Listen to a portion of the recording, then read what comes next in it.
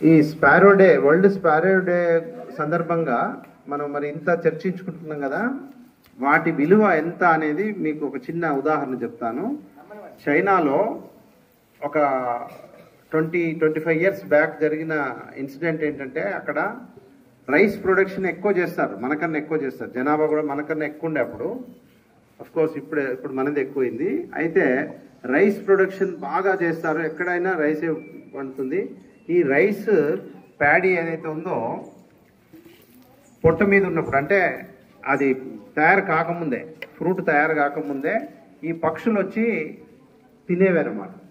కొంత ఎలా పురుగులను తినేవి, అలాగే ఆ వడ్ల పొట్టతో ఉన్నటువంటి పాలతో ఉన్నటువంటి వడ్లను కూడా తినేవి అన్నమాట.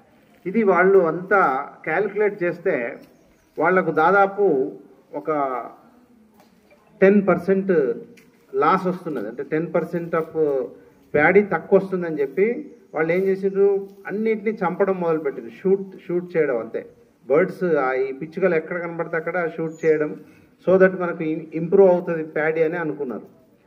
విచిత్రం ఏంటంటే, ఇట్లా వీళ్ళు అన్ని షూట్ చేయడం, అన్ని చర్యలు తీసుకొని ఆపేసిన తర్వాత మళ్ళీ ఈల్డ్ చూశారు. టోటల్ ఈల్డ్ చూస్తే లాస్ వచ్చేసి ఇంతకుముందు 10% నుండి ఇప్పుడు 20% లాస్ వచ్చింది. అంటే ఎందుకు? ఇవి వడ్ల పాలతో ఉన్నటువంటి లేత వడ్లతో పాటు ఇంకా ఎక్కువ వడ్లను తినేటువంటి పురుగులను తినేవన్నమాట బర్డ్స్.